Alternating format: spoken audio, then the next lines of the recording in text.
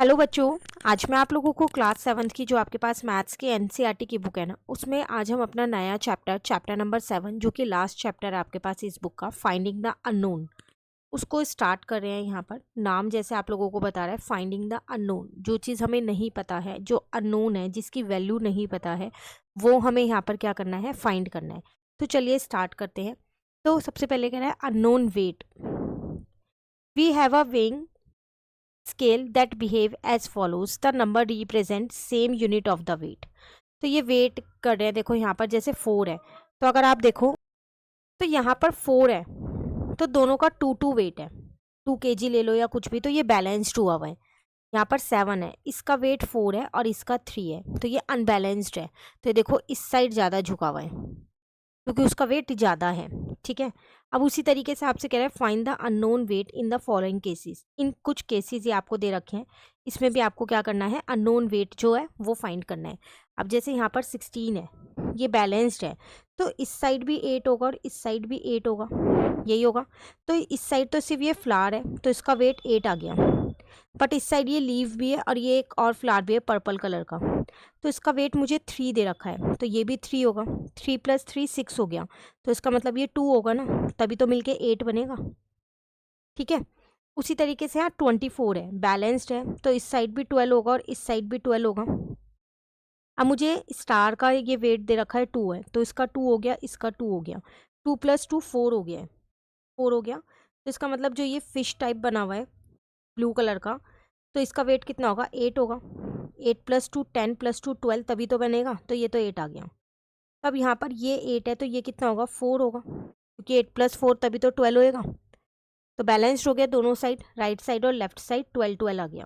ठीक है, नाउ यहाँ 8 है, तो 4 वेट यहाँ होगा और 4 वेट यहाँ होगा, दोनों इक्वल होगा। इसकी तरह ही करना है सेम, हम जैसे 4 था 2 और 2 हो गया। ठीक है, अब इस साइड तो बुक है, तो बुक का वेट तो 4 ही होगा यहाँ पर, और यहाँ पर ये दोनों चीज़ है, तो 2 इसका हो जाएगा और 2 इसका हो जाएगा, तो मतलब एक चीज़ का वेट इसमें यहाँ पर 2 हो गया, तो दोनों का मिला के 4 हो गया। क्लियर। अब यहाँ पर देखो 18 है, तो 9 इधर और 9 इधर ले लिया मैंने, राइट साइड और लेफ्ट साइड। मुझे यहाँ सन का वेट ऑलरेडी 5 दे रखा है, तो 1 2 3 4 क्लाउड है, तो क्लाउड का वेट 1 होगा हर एक क्लाउड का, तभी तो 9 बैठ रहा है। ठीक है, और यहाँ पर ये जिगजैग शेप का ये स्टार टाइप दे रखा है, तो इन सबका वेट 3 3 होगा ना, क्योंकि 3 + 3 6 + 3 9 हो जाएगा, और वो बैलेंस्ड हो गया। क्लियर। अब यहाँ 40 है, तो इधर 20 डिवाइड होगा, इधर 20 डिवाइड होगा। अब देखो यहाँ पर ये 4 है, तो 20 को डिवाइड करोगे तो ये 5 5 होगा इन सब का, तो इसका वेट 5 आ गया। 5 + 5 10 + 5 15 + 5 20 हो गया ना, तो ये तो मुझे 5 मिल गया। अब बाकी बचा कितना, 20 में से इसे माइनस करूँगी तो 15। 1 2 3 4 5 है ये जो सर्कल बने हुए हैं, इन सब का वेट मिला के 15 है, तो हर एक का वेट 3 होगा ना, 3 5 जाए तो 15 होता है। क्लियर, तो बैलेंस्ड हो गया।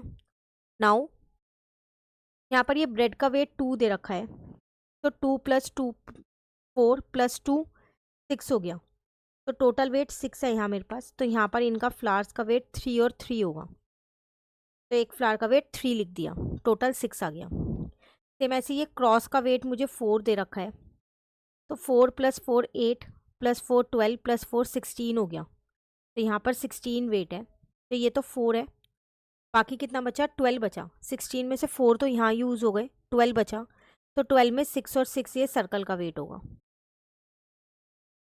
क्लियर। नाउ यहाँ पर ये तरबूज का वेट 10 है, तो टोटल वेट तो 10 है। अच्छा, यहाँ हम ये बैलेंस्ड वाला गलत लिख रहे हैं ना, हमको तो यहाँ टोटल लिखना है ना, वो दोनों पार्ट्स में डिवाइड होगा, है ना, जैसे हमने ऊपर यहाँ पर किया था, देखो 16 था ना, तो 8 इधर और 8 इधर कर दिया था। जब यहाँ पर 4 था, इधर देखो 4 था, तो 2 इधर था और 2 इधर था। 7 था, तो 4 इधर और 3 इधर था। ठीक है, तो अब यहाँ पर देखो, यहाँ पर 2 + 2 + 2 6 हो गया, 3 + 3 6 हो गया, तो ये टोटल 12 होगा, तो 6 6 डिवाइड हो गया। सेम ऐसे ही यहाँ पर 10 16 और 16 32 है टोटल, तो 16 यहाँ डिवाइड हो गया, 16 यहाँ, राइट साइड और लेफ्ट साइड। ठीक है, अब यहाँ तरबूज का वेट 10 है, तो फिर ये भी पूरा 10 होना चाहिए, तो 20 है टोटल वेट, 10 यहाँ डिवाइड होगा और 10 यहाँ डिवाइड होगा। ठीक है ना, तो ये 4 है आपके पास, तो कितना बचा, 6 बचा, तो बनाना का 3 होगा, 3 + 3 6 + 4 10 हो गया। तो दोनों साइड 10 वेट है, तो बैलेंस्ड हो गया और टोटल वेट 20 हो गया। क्लियर। नाउ आगे आपसे क्या कह रहे हैं, discuss the answer with your classmate, give reason why you think your answer is right. तो आपको अपने फ्रेंड्स के साथ ये सब जो आपने किया है इसको शेयर करना है और उनका भी देखना है उन्होंने कोई और मेथड लगाया है या फिर इसी तरीके से उसे सॉल्व किया है। क्लियर है। उसके बाद आपसे क्या कह रहे हैं, now find the unknown weight of the sack in the following cases in figure 10 7.10 all the sack have the same weight. कह रहे हैं जो ये सैक है, जो ये बोरा है, इनका वेट बताना है। इस फिगर में जितने भी ये बोरे रखे हैं इन सबका वेट सेम है। अब देखो ये दोनों बैलेंस्ड हुए हुए हैं, तो यहाँ पर 10 kg और 2 kg है, टोटल 12 kg का वेट रखा है यहाँ। तो ऑब्वियस सी बात है ये 10 kg होगा, तभी तो बैलेंस्ड हुआ है। 10 + 2 12, राइट साइड और लेफ्ट साइड, तभी बैलेंस्ड होगा। यहाँ पर 14 kg का वेट है, बट यहाँ पर भी एक ये सैक रखा है और 2 सैक यहाँ पर है और सैक का वेट सेम है।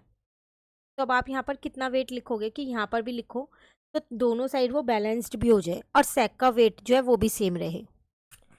तो अब हम ऐसे यहाँ पर क्या वेट रखें सैक का कि जो तीनों का सेम भी और बैलेंस्ड भी कर दें। ध्यान से देखो, का वेट यहाँ पर 14 है, एक सैक है यहाँ पर, तो यहाँ पर भी मैं एक सैक का वेट अगर 14 ले लूँ तो अभी तो इक्वल है ना, कि दोनों साइड 14 14 का वेट है और एक एक सैक है।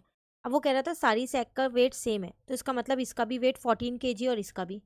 अब अगर आप लेफ्ट साइड और राइट साइड टोटल करो तो दोनों का वेट आपके पास 28 kg तो आ रहा है ना इक्वल।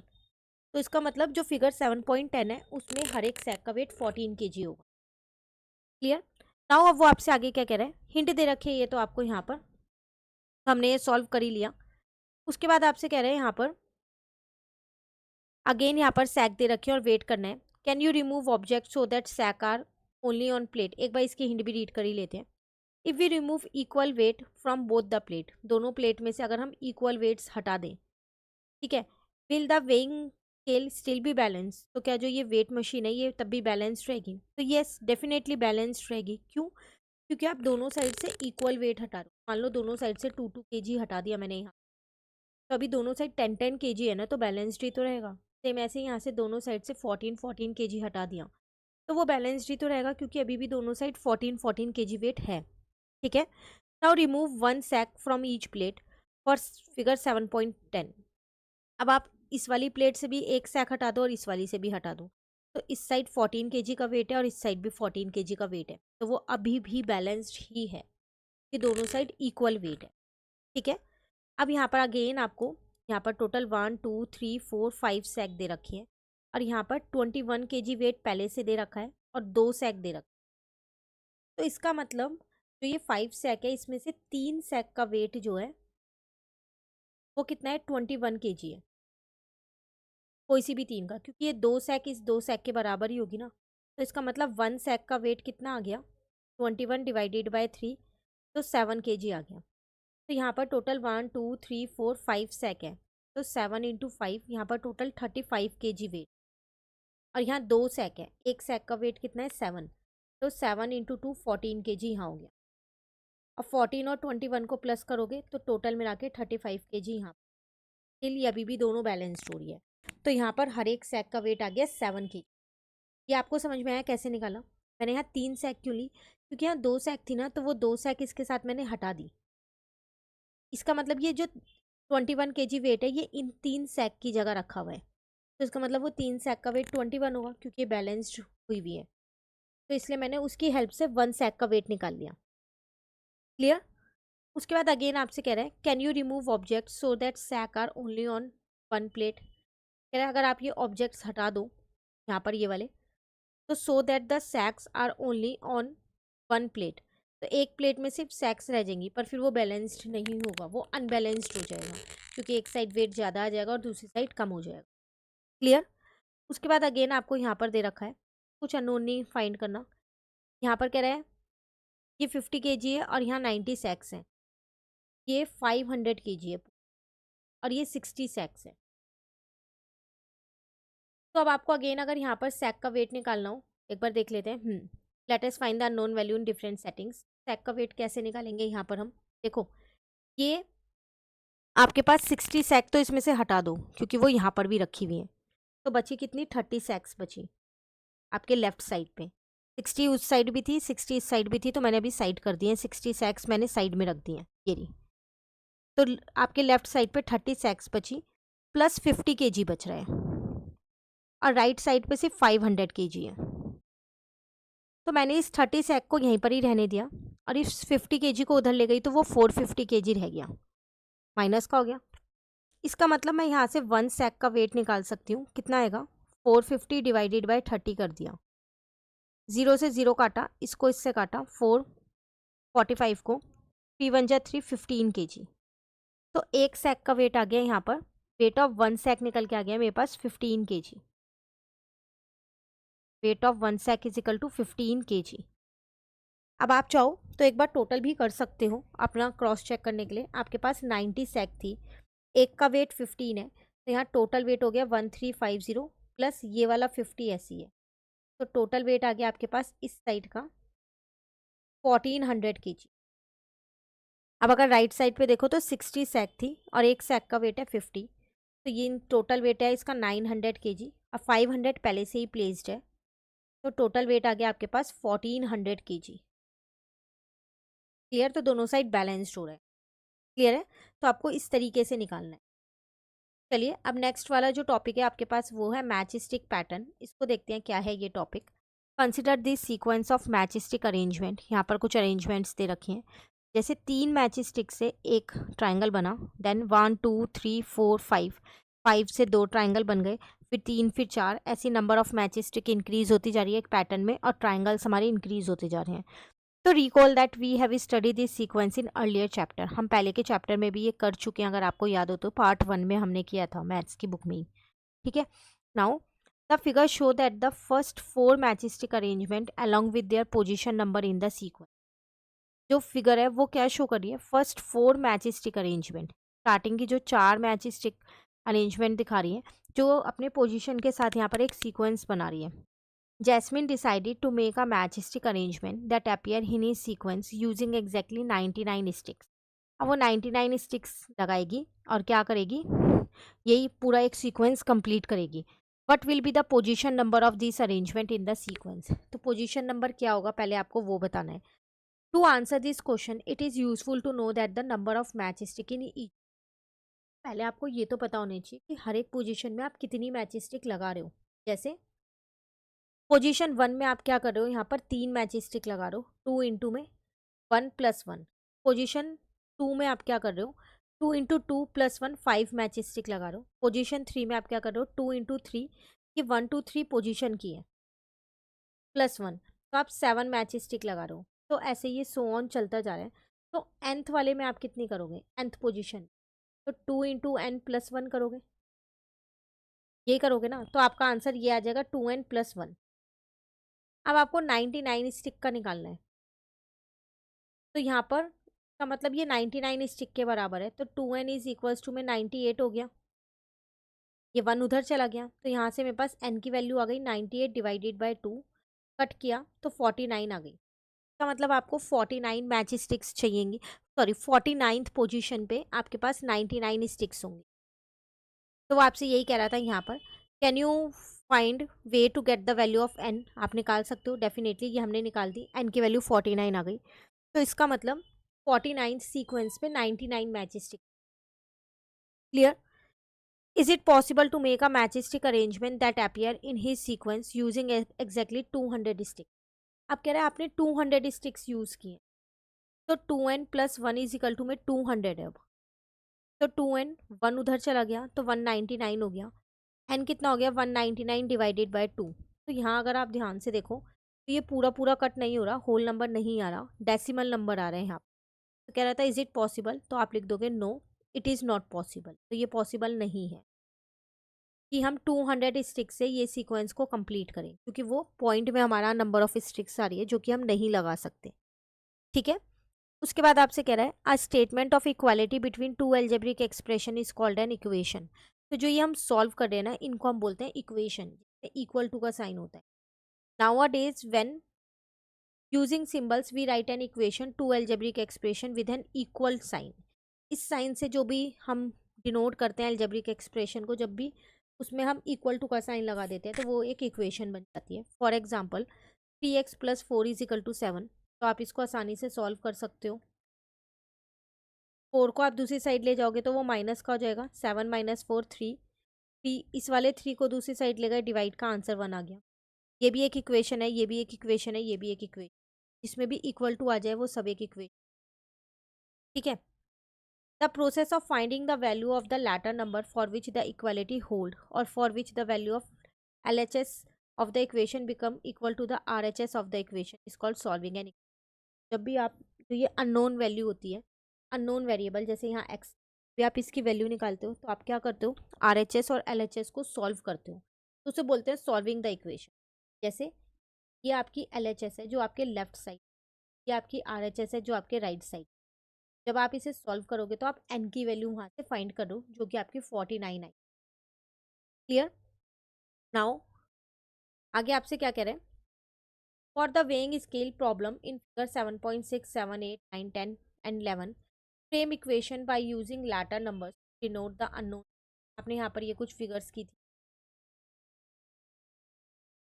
ये सारी फिगर्स जिनकी आपने वैल्यूज निकाली थी ना, तो वो आपसे कह रहा है कि इसमें आपको क्या करना है, यहाँ पर इक्वेशन फ्रेम, ताकि उस अननोन वेट को आप फाइंड करो। For the problem in 7.6 let us denote the weight of one fried egg as E. अब देखो यहाँ पर अगर हम देखें एक बार,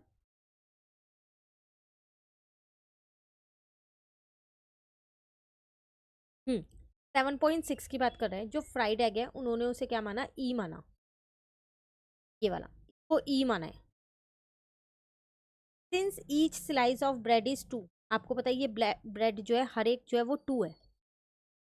we have 2 + 2 + 2 is equal to 6, तो लेफ्ट साइड पे मेरे पास 6 है, 6 है मेरा, और राइट साइड पे 2 एग है, तो ई प्लस ई है, तो इक्वेशन क्या बन गई, 6 इज इक्वल टू 2e। और यहाँ से मेरी ई की वैल्यू कितनी आ जाएगी, 6 डिवाइडेड बाय 2, वो आ गई 3, और हमने भी 3 ही निकाली थी, तो ये आपकी वो इक्वेशन बन गई। ठीक है, तो उन्होंने ये बना दी वो इक्वेशन। सेम ऐसे 7.7 का उन्होंने लिया, ये वाले का। ठीक है, ये आपके पास 4 है, 4 4 4 4, तो 4 + 4 8 + 8 16 हो गया, और यहाँ पर 4 है, तो आप कुछ भी डिनोट कर लो, हम इसको a डिनोट कर लेते हैं। तो राइट साइड पे क्या है मेरे पास, a + a + 4, तो इक्वेशन आ गई 16 इज इक्वल टू 2a + 4, तो ये मेरी इक्वेशन बन गई। ठीक है, तो इन्होंने y डिनोट किया है तो इन्होंने यहाँ पर y लिख दिया, जो भी आप डिनोट करोगे वही आपको लिख देना है। Now solve the equation that you frame and check if you get the same answer for the unknown weight as you got previously. Frame 5 equations, ऐसे आपको और इक्वेशंस बनानी है। अगर आप इधर की देखो तो ये आपके पास 10 है यहाँ पर, तो 10 इज इक्वल्स टू में ये 4 है, तो मैंने b मान लिया, तो b + 4 + b हो गया, तो इसका मतलब 10 इज इक्वल्स टू में 2b + 4 हो गया। अगर मैं इसको सॉल्व करती हूँ तो 6 इज इक्वल टू में 2b, b की वैल्यू बनाना की वैल्यू 3 आ गई मेरे। और अगर मैं अपने क्वेश्चन में देखूँ, क्या हमने स्टार्टिंग में इसकी वैल्यू 3 लिखी थी। क्लियर। तो ऐसे आपको इक्वेशंस फ्रेम करनी है और उसके बाद चेक करना है क्या जो आपने वैल्यूज़ निकाली हैं वो सही निकाली हैं या नहीं निकाली। क्लियर हो गया ये टॉपिक यहाँ तक। चलिए ऐसी और कोई सी भी 5 इक्वेशंस आप फ्रेम कर सकते हैं, जैसे 2a + 3 इज इक्वल्स टू में 9, एक इक्वेशन ये। अब इसे सॉल्व भी कर लो साथ साथ, 3 को उधर ले जाओ, a की वैल्यू 6 हो गई यहाँ पर, सॉरी 2a की वैल्यू 3 आ गई। ऐसी कोई और 2-3 इक्वेशन, तो आपको कोई सी भी ऐसी 5 इक्वेशंस बनानी है। क्लियर। नाउ 7.2 टॉपिक है सॉल्विंग इक्वेशन सिस्टमैटिकली। अब इस टॉपिक को नेक्स्ट क्लास में करेंगे। आज आप 7.1 अच्छे से कंप्लीट कर लो, क्योंकि उसमें जो बेस है वो 7.2 में भी यूज़ होने वाला है। ठीक है, तो चलिए मिलते हैं नेक्स्ट क्लास में। Thank you.